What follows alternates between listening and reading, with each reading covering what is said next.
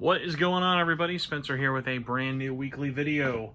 I'm here talking all about manga. Mostly here, but as you can see, I've got a lot of it here. So this week was a nice little surprise.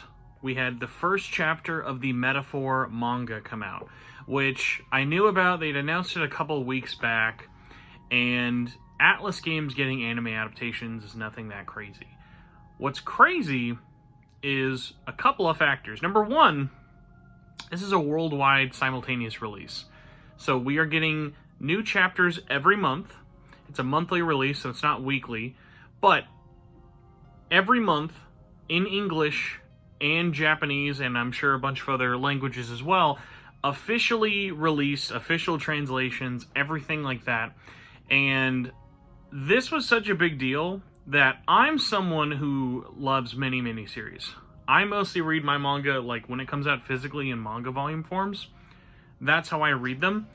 That I was like, alright, I'll read it. I'll give it a shot. I'll check out the first chapter. It's free, by the way. And I was like, okay, let's read this and we can talk about it on the podcast. By the way, I do a podcast, Shin Megami Tensei Network. Just subscribe, whatever, if you're not. How did you find this if you're not? So, the Metaphor manga came out. Absolutely loved it. I think the art's great. I think it's a really interesting adaptation, as we'll talk about later. But what was more surprising to me as a lifelong manga and Atlus fan is I was seeing so many people talk about this online.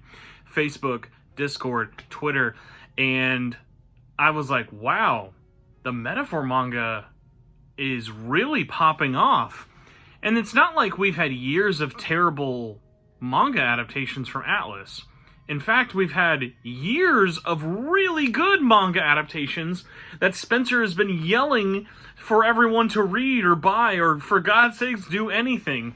And it's so funny of, like, I don't know if this just struck at the perfect time with Metaphor being just a couple months old, worldwide release, it being a free release. And it was just so funny of, like, watching all these people talk about not only Metaphor or this manga that is really fun. It's just like this big community. And I got a tweet. Someone had mentioned, like, oh, I wish there were more, like, I think they were like, oh, I wish there were more Atlus manga adaptations, because everybody knows the anime. No one who knows about Persona 3, 4, 5, none of them are shocked that there's an anime. Anime is a lot easier to kind of market. We've had a lot of them come out over here in the West, very rarely dubbed or very rarely cheap. And it's just really been funny of watching over the last week everyone rally around this release. And I was like, oh my god, this is so great. Let's talk about Metaphor. And I was like, okay, I'll do like a video or talk about on the podcast about the Metaphor manga. And then I was thinking about it after I saw that person's tweet, and they were like, God, I wish there was more. And I was like, there is more. There's so many. I've got literally just next to me 1, 2, 3, 4, 5, 6, 7, 8, 9, 10 different series. We've gotten 10 different series with multiple volumes across so many of them. Multiple versions, by the way. And I wanted to do a quick video for your purposes. If you are either aware of these, awesome. Let me know in the comments below. What is your favorite Atlus manga out there? And then what's even more wild is this isn't even all of them. This is just the ones we've had translated in the West or published in the West through various different publishers. So we're going to go into a bit of a history. We're not going in chronological order, mostly due to the fact that a lot of these released various different ways, different companies. Hilariously, there was even one that was a digital exclusive for a while, and that was gross. Thankfully, that did not last. But I kind of got them in a specific order for myself of mainline, current, to spin-offs. So, without further ado, let's talk about some manga. So, if you were not aware, by the way, all of these should be available to buy. I know there might be a volume or two of some that are rare, but thankfully none of these are incredibly hard to find or out of print. I'm sure I forgot one, so let me know if there's one you're missing that's horrendously expensive. I know what that's like. So, the cheapest one, and the one that is still ongoing, is currently Persona 5. So Persona 5 is a really interesting one. We got this one pretty late, and this one's a great example of like the manga adaptation for Metaphor, where it is a monthly serialization. This has been going on since September, or maybe it was like a month after in October. But at the very least, this is an adaptation that's been going on since 2015 in Japan. It is 2025, and they are nowhere near finishing because it's a monthly adaptation of a series. And so we got Volume 1 a number of years ago. I think it was around 2020 or so in the West, and a large reason why English releases kind of come out here slower is you have to build up enough time to release a volume. So most manga volumes, for anyone who doesn't know, is around 10, sometimes less, sometimes more, chapters, and it collects them in a volume. In Japan, they're normally released either online or through like Shonen Jump, V-Jump, things like that, and they can be in a monthly or a weekly process where it's combined with a whole bunch of different series. So if you're buying Shonen Jump, you're going to be getting a new chapter of like Chainsaw Man, One Piece, and then Metaphor, something like that. So when you release these in the world, they get them in little manga volume forms. So these usually run about, back in my day, back when I got into manga, my very first manga, by the way, for just show how old I am, I ordered the first volume of Yu-Gi-Oh! I think in 2004, maybe 2003. It was $7 for one volume. And then I remember when they raised it to 10, and now this one, for example, is $11.99. They're a great value at $7 or $12. I know some are even going to be more. It is just kind of a funny thing of like looking how more popular anime and manga has gotten in the time, but especially manga. Like, I will find a lot of very popular series sold at non-bookstores that always shock me. For Atlus Manga, your best bet is mostly going to be brick and mortar wise. Comic book stores, depending on them, may or may not carry them, especially depending on the publisher. But also Amazon, Barnes & Noble, Books A Million, and yeah, those are going to be like your best bet for brick and mortar places. Of course, I threw Amazon in there because my brain is fried. But we're going to go through a quick little pitch for each one of these. So Persona 5 started in 2015, still ongoing. Japan's about a volume and a half ahead of us. They're almost at the release of 14. We now get volumes probably every 6 to 8 months. Volume 12 came out last year, and Volume 13 I think is coming out in June. These have been really interesting to follow because they started when original P5 came out, and now they've actually incorporated characters and aspects of Persona 5 Royal. So as we get closer to the ending, everyone's been kind of like, okay, are you going to end it where Persona 5 ends, or are you going to keep going with the new Royal content? So, very good. Can't recommend enough.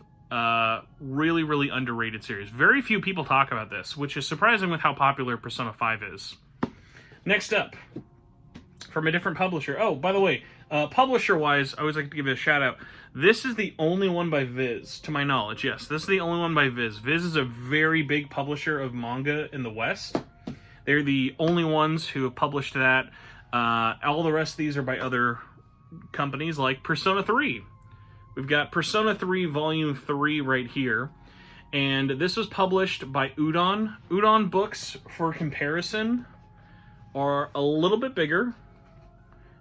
You usually have like some extra color bits, things like that thrown in there. This is a manga adaptation. It goes on for 10 volumes. And this is just another interesting one of, and again, so many of these could be their own video, and I'm terrible at truncating down information.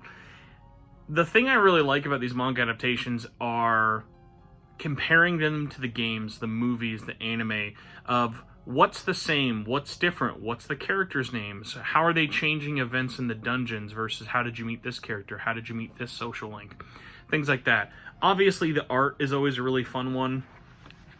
This one especially, the artist who did Persona 3 and 4 does a very, very good job of conveying that art style. And also, they're just such fun cover pieces for not only like looking at the displays they have. A lot of their art is so fun to compare to the games just because of how different they are. So after they did the release of Persona 3, there was the release of Persona 4, still by the same artist.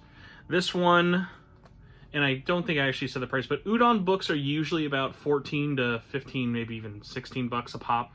Udon books normally don't go on that long. Persona 3 and 4 are kind of a rare example for them. Persona 4 goes on for, I want to say 13 volumes. I think that's right. No, yes. Persona 4 is 13 volumes. Persona 3 is 11 volumes.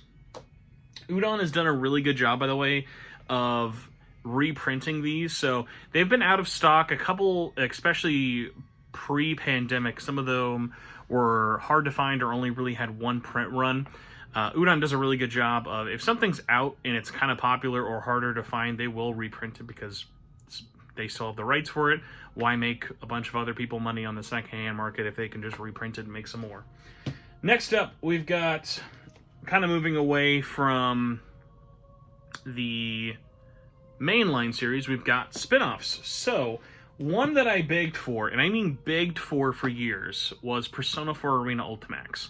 I love the story, I love the artist who did it, and I was always like, this is never going to happen, but I would love it if we ever got Ultimax. Not only did we get Ultimax, we got Arena. And what was funny about Arena is that not only did we get Persona 4 Arena, we got Ultimax as well, because why are you going to just license one and not the original for it? So you may be asking yourself, Spencer, why do you have two different versions of Volume 1? That is because I'm a sicko who loves cover variants. You do not need all of these different covers, as I'm sure you're very aware. And what's funny about, at least the most recent, I think probably in the last 2 or 3 years, Udon has been working with Barnes & Noble for exclusive covers or exclusive variants.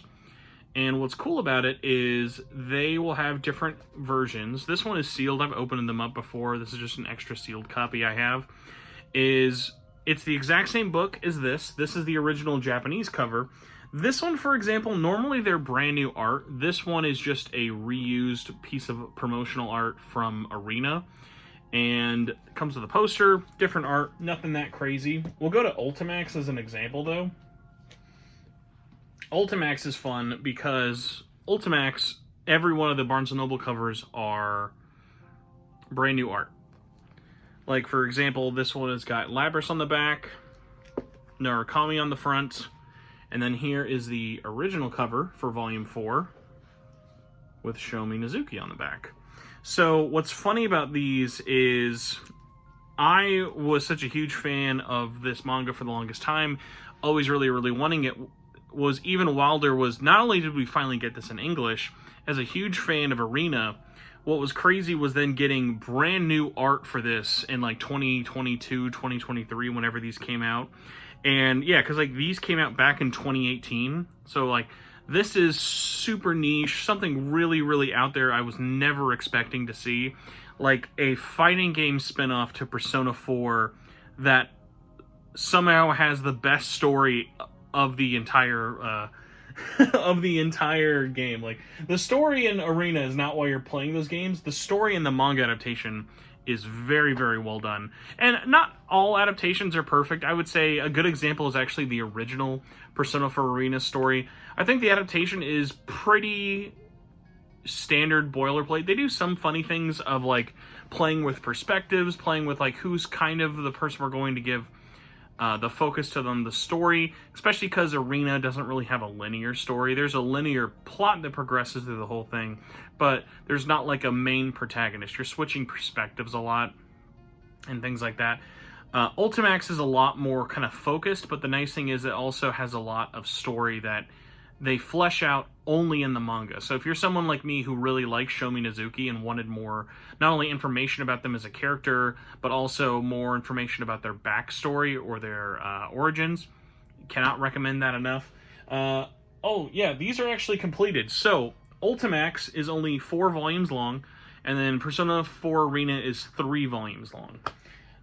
Next couple ones we have here, kind of sticking with the Ultimax recommendation. This one is probably, at least in terms of finished manga, my favorite Atlus manga out there. This is Persona 5 Memento's Mission. I always think if it's like, is it Memento Missions or Memento's Mission? It's Memento, plural, Mission, singular. So this is the Barnes & Noble exclusive cover for Memento's Mission. It's got brand new art on the front. This is some art we've seen before on the back, but this one's open so I can actually show you. This is by the mangaka Saito-san, who did Ultimax, and as you will find out the more you ever see their art, they are very big fans of Pretty Boys. So here is the poster you get. It's attached at the spine of the book, and the poster on every Barnes & Noble exclusive version is always just a fold-out version, no text, of the original cover. So even though you don't get the original cover if you buy the Barnes & Noble version, your poster has that art on it still. So, why do I like Persona 5 Memento's Mission so much? Number one, it's a completely original story. It's not an adaptation. It takes place in the world of Persona 5, but is a completely original story. Totally official, licensed by Atlus, but is a brand new story, never before seen anywhere else, and it does such a great job of making that world feel human, making the cast really feel like a group of friends, and is an interesting way of kind of showing this world without just being, okay, go to a dungeon, fight a bad guy, give him a letter, blah, blah, blah. There's a lot of funny moments that happen. The art is really great. Everything is so detailed. There's so many funny, like, fan servicey moments without being too tropey. It feels so good that it upsets me knowing how few Persona 5 fans have read this. And even if you don't like Persona 5, like, I'm not someone who thinks Persona 5 is, like, the be-all, end-all of casts and characters and universes out there. This really makes me love and appreciate them so much more. So the theming on the exclusive covers for this, by the way, was there's 3 volumes. Volume 1 had Joker and Futaba, Volume 2 was Makoto, and Volume 3 was Haru. And next up, another Udon. This is our last Udon release, but this one's a really cool one because we never get these, almost ever.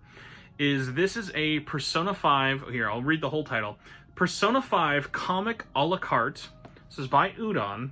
It's a very nice cover, and you'll notice there's no volume number. This is a one-off. So this is like an anthology book. And all of these artists down here all contributed to this. And instead of this just being like a story telling of all this stuff, so by the way, tons of art, some nice color bits in the front.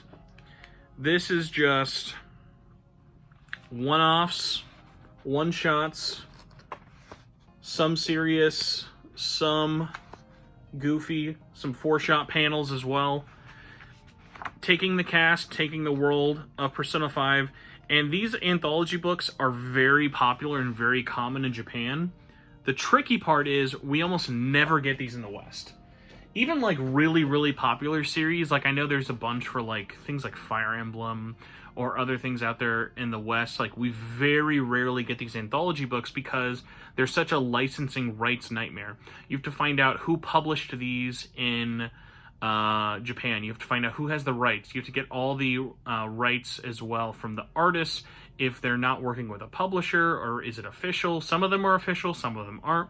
Some ones that have actually been unofficial in the past had to be officially licensed to get released in the West. I think there's a whole, oh my god, there's so many for Street Fighter I was thinking about. I know Udon does a bunch for Street Fighter, but ironically, in the process of getting the rights for Persona 5 and Persona 4 Ultimax, they were able to get that anthology. I think it's from, I'm pretty sure it's not, I think it's Karakau. I don't think it's Dengeki. There's a whole, like, Persona 5 in Japan has like 4 or 5 of them. There's so many out there. There's ones for like Persona 4, Persona 3, and yeah, the fact that we've only ever gotten this one, and it probably didn't sell that great, but it was cool that it got released. But I think if more people knew about it, it's really hard to market something like that unless you have an audience that's like, I'm following manga releases, I'm following what these releases are like. If you're just looking at it on the shelf, you may not know what it is without looking at it. Now, quick step away from Persona, because again, Atlus is not all just Persona, but SMT related, even though it doesn't say it, we've got a manga adaptation of Devil Survivor 1. So this is crazy. This was published by Kodansha, And God, what was this? Back in like 2013. Oh my God, why was that so long ago? 12 years ago, this volume came out in English, by the way. It's even older in Japan. But we got this released, and this is crazy. I love Devil Survivor. Most people, if you listen to the podcast or have seen my videos, you probably know I love Devil Survivor. 2 is my favorite, but we got this release for 1. It's funny because there was a manga for 1 and an anime for 2, but there's not an official manga for 2 that was just based off it like this. So this is kind of its own thing. It was a 8-volume release. As you can tell, it's been a while. But the art style is really, really good. And especially because we have so few Shin Megami Tensei related manga we've ever had. This is the only one we've ever had in the West. There are mangas out there for SMT 3, 4, I would love it if there was one for 5, and then even older Personas like Persona 1 and 2 and some of the DDS games out there have had a lot of manga and anthology releases. This one I was so excited to see, and I think probably sold a couple hundred or maybe a couple thousand volumes, but was not a big seller. Which was really disappointing, especially because it was like, hey, it was a publisher who normally doesn't get stuff like this. Really cool release. I'm glad it got released in the West, especially in English, but unfortunately it was just one of those things of like, oh, well, would have been nice to get more, but saving not like the best for last, but the weirdest for last. Remember I mentioned sometimes they would release trying to think, they would release things digitally and physically at the same time, or digital only, never planning on getting a physical release. Way back, many years ago, on some random Comic-Con, they announced, I think like Atlus themselves announced this, or like with the publisher, that Persona Q was finally getting a manga adaptation, and it was getting released in the West as a Crunchyroll digital exclusive. Just kill it right away. It's already dead, so. This manga did not last very long, which was funny. I thought this was such a fantastic idea for a release. So if you've played Persona Q, is that each game, Persona 3 and 4, has a different side of the same story. So what they did was, these were released at the same time, very similar art styles, but actually 2 different manga artists worked on each one. The tricky part was, you're releasing a adaptation of a game, which is a spin-off of 2 different games, and you're trying to release these on a regular basis. The popularity was not very even, especially this is in a pre-Persona 5 world. Was Persona 3, Persona Q, the Persona 3 side, was canceled very quickly. There's an ending for it. There's only 2 volumes. It's a very, very short read. And then Persona 4, unsurprising, was more popular than the Persona 3 side. That got 4 volumes. So this is the 4th and final volume of it there. Very, very nice art style. I really liked getting these. By the way, big shout out to Kodansha again, who released this in the West. And thank you for saving this from Crunchyroll jail. These do not seem crazy hard to find. I may be wrong about like Persona 3 might be a little bit harder, just because I think that only ever got a one and done print run. But 20 plus minutes later, that's 10 different series, all relating to Atlus, or at least modern Atlus games. There are some other ones out there. Shout out to the guy who's been watching this or furiously typed in the comments, where's your SMT Con? I used to have Volume 1 and 2 of Con. By the way, shout out to friend of the show, Patrick, who got 2 copies. Well, not 2 copies, both volumes. SMT Con is a spin-off adaptation of SMT If, and we got 2 volumes released in the early 2000s by Tokyo Pop. They released Volume 1 and then Volume 2, and it was so unpopular they never translated the rest of them.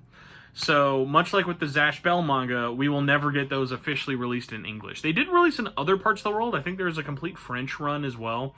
I always forget how popular manga is in France. It would be so cool to kind of go to a different bookstore. Every time I ever go to...